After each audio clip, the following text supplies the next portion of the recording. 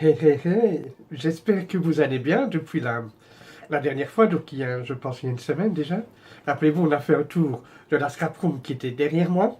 On a fait un peu le tour et vous avez remarqué sur mon plan de travail un outil qui vous intéressait que je vous montre plus en détail et d'où j'ai pu faire des tests étant donné que c'est tout nouveau, que j'avais pas encore eu l'occasion de l'utiliser. Donc alors ce que je vais vous présenter, c'est ceci. Vous l'avez tous remarqué sur le plan de travail. Il y a une semaine, avec donc la presse ici à tampon, les accessoires de perforation et tous les outils donc, qui se trouvent ici à l'arrière. Ça, je vais vous présenter en détail derrière moi sur mon plan de travail et alors vous montrer tout ce que j'ai pu faire avec. Je tiens aussi à remercier de tous les messages que j'ai reçus depuis une semaine, que ce soit en privé, que ce soit sur le fil d'actualité de ma chaîne YouTube, de tous les messages, des nouveaux abonnés, tout ce qui s'ensuit. Et donc, ça m'a fait un peu plaisir, étant donné que j'en ai pas encore parlé beaucoup autour de moi. Je pense que c'est déjà un beau début. Donc, alors, comme je disais, je vais vous présenter cette machine qui s'appelle The Works All-in-One Tool. Oui, bon, en anglais, vous savez, c'est pas ça. Donc, alors, je vais me mettre sur mon plan de travail. Et donc, je vous montre en détail ce que j'ai fait. Personnellement, moi, j'ai fait des fanions, étant donné qu'on peut faire, pardon, des fanions, on peut faire des tags, on peut tamponner dessus, découper, parce que c'est un massicot, faire des étiquettes, faire des intercalaires, faire des rosaces, comme il y a ici. Vous voyez ici, voilà, des rosaces ici, mais qu'on peut les faire en toutes dimensions, jusqu'à 30 cm sans problème. J'ai mélangé les rosaces avec les fanions en plusieurs tailles. Vous allez voir la photo de ce que j'ai fait. Et alors après, je donnerai les explications plus ou moins, je dis bien plus ou moins détaillées. A tout de suite, le temps que je me retourne. Me voilà donc devant l'appareil en question. Ici, comme vous pouvez voir, vous avez la plateforme à tampon, comme je l'avais précisé. Et si je retourne sur l'envers, d'abord enlever ceci, ce sera plus facile, voilà. Je le retourne, pardon.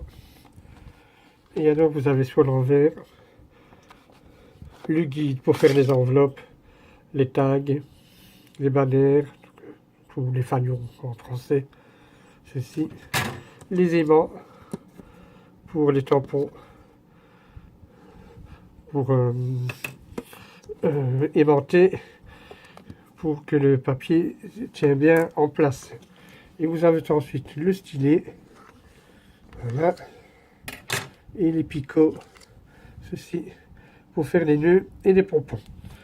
Je vais retourner l'appareil, ceci, et donc, je vais alors commencer par vous présenter, je prends un modèle ici, je vais peut-être, hop là, commencer à vous montrer, je vais enlever, voilà, ici on voit le modèle, c'est que j'avais fait avec les fanions, les rosettes ou les rosaces, je ne sais pas comment on peut appeler ça, donc, qui était fait en 2 dimensions. Je vais d'abord vous montrer en vitesse alors un fanion. J'ai déjà découpé un morceau de carré, voilà, comme ceci.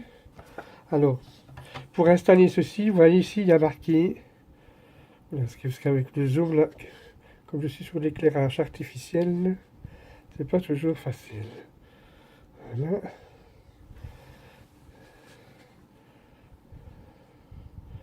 Donc alors ici, normalement, parce que c'est brouillé, il y a donc les bannières, il y a pour les enveloppes, il y a pour les tags.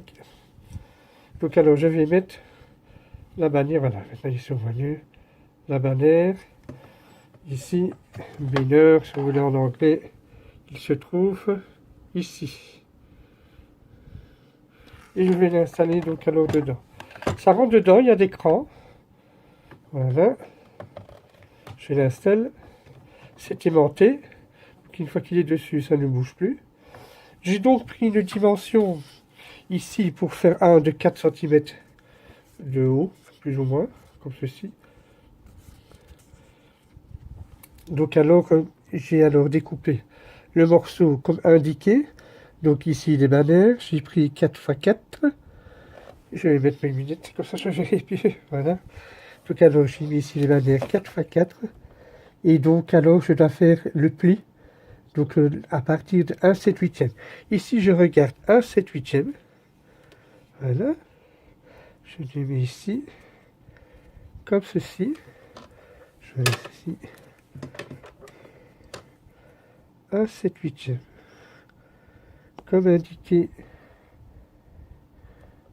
sur ici, donc 4. Découper un morceau en 4x4 et découper un 7 8e inch. Je vais faire la découpe. Je la retourne. Et je fais pareil. Je dois le mettre à 1 7 8e, comme indiqué. Bien le mettre contre. C'est important. Et nous devons alors arriver à un résultat qui coupe vraiment dans les angles, comme ceci. Voilà. Une fois que votre triangle a été fait, voilà. Je vais alors ici. J'ai un guide qui est ici. Je vais le remonter un peu l'appareil, voilà. Ici, on ne le voit pas sur la caméra, mais ici on voit bien qu'il y a ici une petite ligne, comme quoi il faut le mettre. Juste le mettre, le poser dessus, faire un petit trou, et le faire de l'autre côté, là, comme ceci, et faire un petit trou. Voilà. J'ai donc ici la bannière de fait. Évidemment, si après vous voulez en faire un plus grand, légèrement, ben, il suffit alors ici de prendre la taille juste en dessous. Donc plus on descend, plus les tailles seront plus grandes. Ce qui m'a permis, moi, d'ici alors d'en faire 1, 2, 3. Voilà. Donc alors ceci était pour les rectangles. Et donc voilà, donc alors maintenant je vais passer tout de suite à la rosace. Pour la rosace, il n'y a rien de plus simple. Donc je remonte ici. On voit bien que ce sont des plis. Voilà. Si vous voulez en faire un très grand qui fait 30 cm, on fera des espaces de plus ou moins 1 cm de pliure. C'est tout simple. Donc j'ai pris une bande, voilà, j'avais commencé à le faire, hein, comme ceci. Il suffit alors simplement d'enlever les masticots, enlever le côté où il y avait la lame. Et vous voyez, la ligne, c'est ce qui passait la lame pour découper les papiers. Je le retourne, je le remets, voilà. Comme ceci, j'ai un petit bord pour bien bloquer mon papier. Je le referme, voilà, comme ceci. Il suffit alors simplement de prendre ceci. Vous voyez, j'ai déjà fait. On voit déjà les plis qui sont dedans. C'était simplement fait avec ceci. Et un stylet. Le stylet qui était juste ici. Rangé ici. Hop, il était rangé là. Dedans. Il suffit de le prendre. De faire des plis. Ici, on va dire que j'ai fait des plis plus ou moins les demi-centimètres. Je vais avancer comme ça, vous verrez mieux, comme ceci, voilà. Voilà. J'avais fait des plis plus ou moins les demi-centimètres, tout le long. J'ai ensuite plié en accordéon. Et plus on arrive au bout, on met ensuite ici un papier, comme ceci, pour pouvoir ensuite rejoindre les deux bouts ensemble, pour avoir un anneau. Et alors vous pouvez tout rejoindre ici, alors ça va s'écarter pour faire la rosace. Encore une fois, voilà, ici on voit un modèle, vous voyez, avec un rond qu'on colle par au-dessus, ici, voilà, comme ceci. Voilà. Voilà, donc alors ceci c'est pour la rosace, donc c'est quelque chose de plus simple. C'est ce que j'ai mis au-dessus de, comment, des fanions ici, donc pour mettre bien en relief. Et je ne peux pas appuyer très fort, c'est très solide, ça devient comme du carton épais ou du lait. C'est très très solide. Voilà, donc alors ceci, c'est donc c'était fait, donc alors pour faire les soufflets, on va dire que moi j'ai fait pour que ça fait 10 cm, le large est 11 cm, mais comme j'ai dit, on peut en faire de beaucoup plus grands. Donc voilà. Donc alors après ceci, alors je vais maintenant vous présenter comment faire des étiquettes, ou alors comme on dit des tags en anglais. Alors maintenant, Allons-y pour faire donc alors les étiquettes ou les tags, comme on dit. Vous voyez les tags ici, il est là, la petite flèche qui est là. Et ici, on ne le voit pas, voilà, je l'ai ici. J'essaie de le rapprocher. Il y a une petite flèche où c'est marqué. Voilà, ici. Où c'est marqué ici, c'est marqué tag. On va juste le mettre donc dessus. Voilà. Je le prends, je regarde le tag, il est là, et je le mets bien dessus. Voilà, une fois qu'il est mis, avec les dents là, ça rentre. Vous voyez, il y a des dents ici, il rentre bien dedans, et il est aimanté. Vous prenez un rectangle, vous découpez des rectangles, la largeur du tag que vous voulez, et en fonction de la hauteur que vous voulez. Donc moi j'ai déjà découpé, hein, donc avec la partie massicot. Et alors ici, je vais simplement évider de chaque côté. Alors pour ce que c'est exactement la même chose, ne pas oublier que là, il y avait la rainure. Je dois le mettre maintenant du côté où il est plat pour pouvoir découper de façon comme les massicots. Voilà. Ceci. Je place ceci. Je vais évider un coin sur ici un quart. Oui, comme ceci, voilà. Là, il est mis à un quart. Je continue sur la ligne. Et alors, je vais découper comme ceci. Une fois que a été fait, je le retourne. Je le remets de nouveau à un quart, comme c'est marqué ici. Juste à poser à la ligne qui passe bien. Je le mets. Je referme. Et je coupe à nouveau. Et pour que ce soit une finition parfaite, je vais avancer ceci. J'ai ici la perforation ronde. Je le centre au milieu. Il y a plein de petites lignes ici hein, qu'on ne voit pas. Il y a plein de petites lignes ici verticaux pour de part et d'autre pour pouvoir bien le centrer. Une fois qu'il est mis, voilà, comme ceci. Voilà, j'appuie. Et voilà le moutac fait. Je peux arrondir les coins si j'ai envie. Alors, arrondir les coins. Que je ne fasse pas de conneries. Voilà. Je le juste pose là. Hop.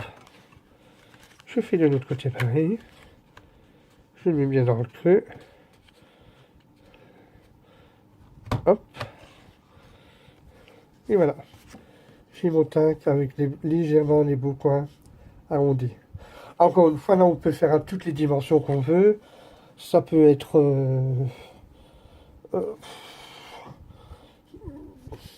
10. Alors voilà, maintenant je vais expliquer donc pour les enveloppes. Donc alors pour les enveloppes, c'est très simple. Ici j'avais déjà j'ai mis alors comme d'habitude, j'ai mis ici alors donc dans la rainure enveloppe sur enveloppe. Ça reste toujours le même principe. J'ai découpé avec le massicot une dimension qu'on m'a demandé, ici 6,5 sur 6,5. Et alors ensuite, il me dit de le placer à 2,5 du bord. J'ai déjà fait les plis pour accélérer les choses.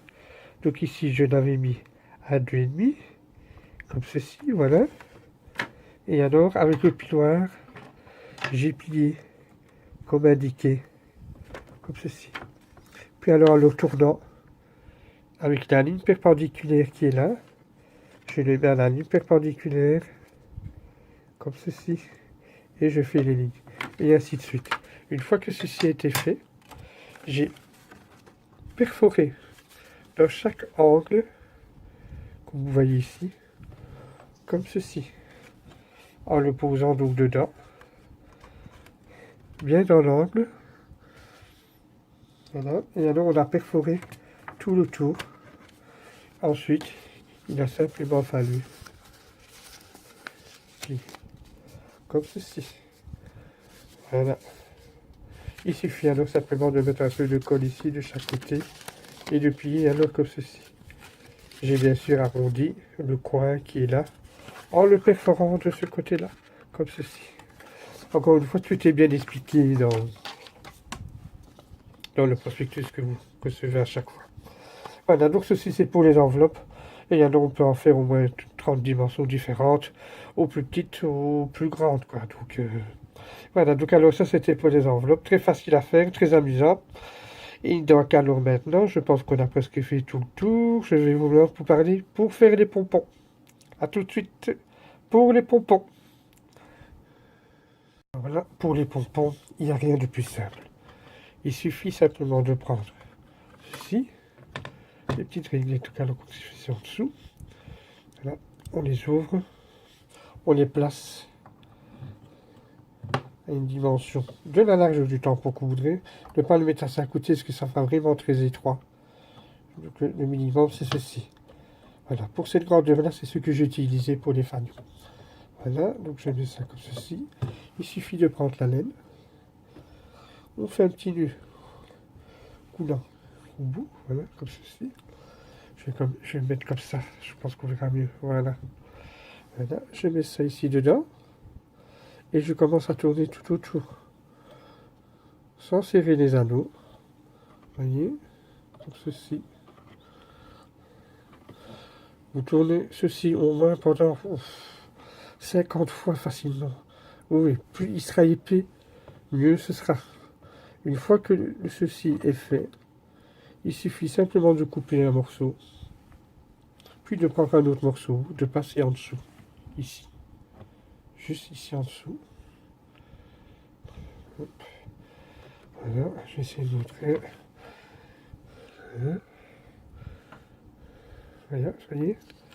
Il suffira alors de passer un morceau de laine ici en dessous pour les nouer ensemble. Et une fois noué, on pourra donc enlever le tout. Et alors on pourra avoir un résultat de pompon. Comme ceci. Voilà, ça c'est la dimension. Une fois qu'on a tenu, il faudra égaliser au moins la moitié de la longueur des brins qui restent. Pour vraiment l'avoir bien trapu et serré comme ceci. Voilà, ça c'était pour les pompons. On peut le faire en plusieurs dimensions, en plus grand. On peut aussi faire des nœuds, enfin des nœuds comme des cocardes. Ici, voilà, ici. Voilà. Mais ça, je n'ai pas encore testé.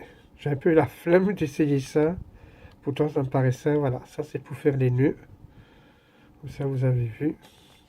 Et alors, ils expliquent évidemment pour les pompons. Voilà, comme je l'ai expliqué, hein, de faire le tour.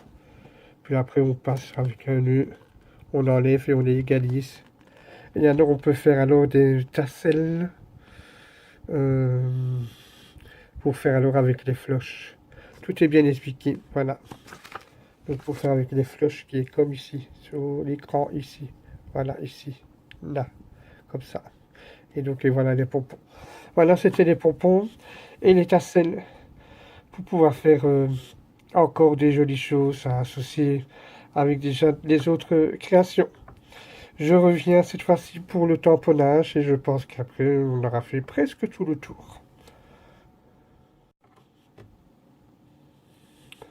Bon, alors par contre, je pense que le plus grand atout de cette machine-là, j'ai toujours à battre ici, voilà, ça c'est plus tranquille, c'est la presse à tampon que je vous présente donc ici. Voilà, la presse à tampon hein, qui est montée donc sur ressort, oui, je vais dire ça comme ça. C'est une, voilà, donc alors, celle-ci, par contre, la majorité des presses à tampon de type Halls ou d'autres marques que je ne sais plus trop bien, souvent c'est attaché par une charnière qu'on met d'un côté les clear stamps ou d'un côté les tampons en mousse qui sont plus épais.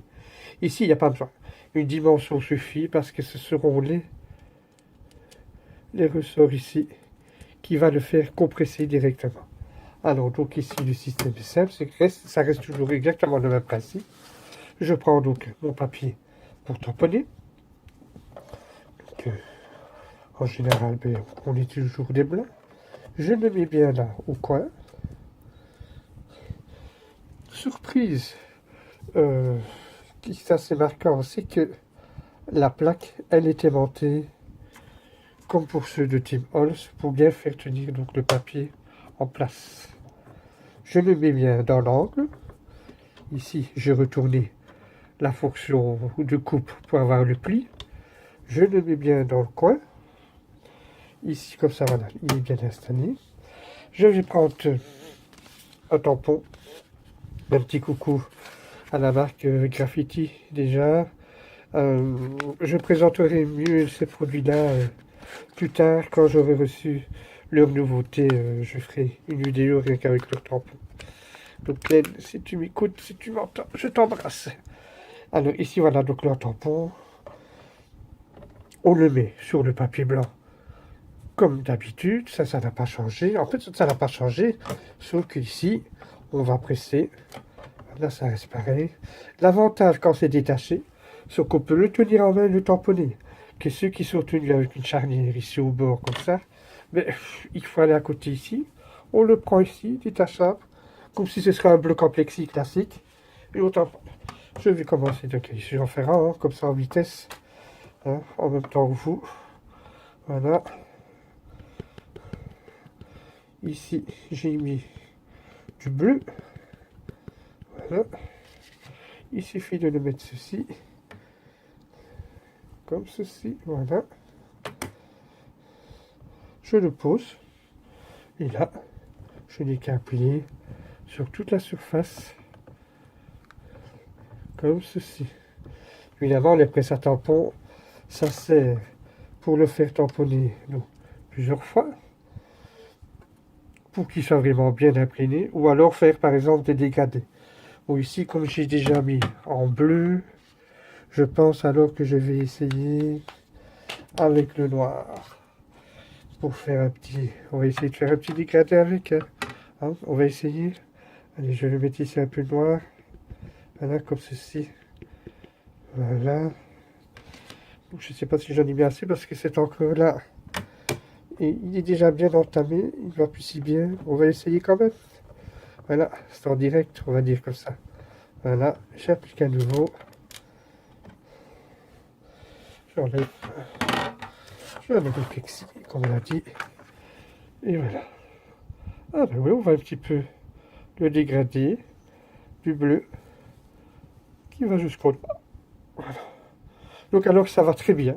Je pense que c'est l'atout de cette machine, c'est que on peut utiliser comme plateforme ou à tampon, positionneur de tampon, c'est grâce à ceci. Et après on le nettoie, évidemment comme tout tampon, et on le remet donc dessus. Voilà, je pense que nous avons presque fait le tour de tous les atouts de cet appareil. Aussi, on peut faire des intercalaires, que ça je n'ai pas encore montré. Les intercalaires qui se présentent comme ceci. Voilà, qu'on peut faire avec la position qui est là. Voilà, je pense qu'on a fait tout le tour. Je reviens tout de suite de l'autre côté de mon plan de travail pour dire ma conclusion. A tout de suite. Bien voilà, je pense qu'on a fait tout le tour donc, de cet outil multifonctionnel. Faites pas attention à l'éclairage. Hier, les vidéos que vous avez vues avant, les démonstrations de ce qui sont suivis, c'était tourné hier soir avec ma lampe. Au final, avec cette lampe-là, donc je sais que la qualité n'était pas bonne. De temps en temps, c'était un peu brouillé. Bon, je ne m'y entends pas encore très bien là-dedans, mais le principal, c'est ce que vous ayez compris, donc le principe du fonctionnement. Donc, c'était la présentation de l'outil. Donc, comme je disais, je prends ici, c'est The Work Tool. Là. Alors maintenant, avantages, inconvénients. Alors maintenant, ça je vais vous dire. Pour les débutantes, 100% avantage. On est d'accord parce que vous avez tout en un. Pour ceux qui ont déjà tout, comme moi, qui avaient déjà la presse à tampon, le massicot, pour faire les enveloppes, pour faire les intercalaires, pour faire les pompons, j'ai tout à part. C'est dommage parce que bon là ça fait doublon. Hein. Mais j'ai remarqué que j'ai tendance à utiliser tout parce que j'ai tout sous la main, sur place. Je ne dois pas aller chercher dans mon tiroir. Je suis quelqu'un qui aime bien créer beaucoup, même des heures, même toute la nuit s'il faut, mais je suis un fainéant pour le déplacement. J'aime bien avoir tout autour de moi, et rien qu'à penser que je dois me lever pour aller dans un tiroir, j'ai la flemme, et je lui dis non, je ne fais pas l'enveloppe, ou je ne fais pas l'intercalaire, on fera ça. Donc là, c'est vrai que c'est amusant, on a tout en un, et on sait tout faire. Un autre avantage, c'est le prix. Oui et non. C'est parce que cet outil coûte entre 75 et 89 euros, de ce que j'ai pu voir sur le site. Moi, de mon côté, c'est 77 euros. Alors, on peut dire aussi que si vous devez acheter tout à part, le massicot, la plateforme à tampons, le truc à tampons, pour faire les intercalaires, pour faire les enveloppes, ça revient à 190 à 200 euros. Donc oui, vous faites une fameuse économie, et pour aller dans les crops et tout ce qui s'ensuit, vous avez tout, vous mettez dans le sac, et voilà, quoi. Donc c'est beaucoup moins encombrant, on gagne de la place, et il est très facile à utiliser. Donc je vais dire, pour celles qui ont tout le matériel, ça reste quand même un avantage, parce que je l'ai essayé, ça va très bien, donc je vais peut-être vendre les autres machines ou que sais-je pour garder que celle-ci, parce que ça me convient d'avoir tout en un. Il y a le prix, quand même, c'est quand même 77 euros, donc c'est quand même un budget. Mais celles qui n'ont rien, qui doivent tout acheter, c'est un gros avantage quand même. Donc voilà. Alors oui, moi je valide. Voilà. Euh, que dire d'autre? Que il est assez solide, donc assez maniable, donc robuste, il ne bouge pas, il est bien ventousé, tout ce qui s'ensuit, donc bien aimanté aussi. Donc voilà. Je pense que j'ai tout dit alors pour cette machine. Merci de m'avoir alors écouté et regardé jusqu'au bout. Je sais que la qualité n'était pas bonne au début, suite avec les éclairages de nuit. J'arrive pas bien encore à maîtriser la bête, comme on dit. Et donc voilà, c'était moi, Alain, Dreamland, syndrome de Peter Pan, comme on dit souvent aussi, qui refuse de grandir et je ne veux pas, et je ne veux pas qu'on me guérisse de ce côté-là. Le prochain produit que je vais vous présenter, c'est ceci. Voilà, hop, j'en monte un peu en vitesse, voilà, et voilà ici, voilà, ce sera pour faire des mini-albums. Voilà, de Tonic Studio. Alors, en tout cas, un grand merci pour tous vos commentaires, vos messages, les partages, les likes.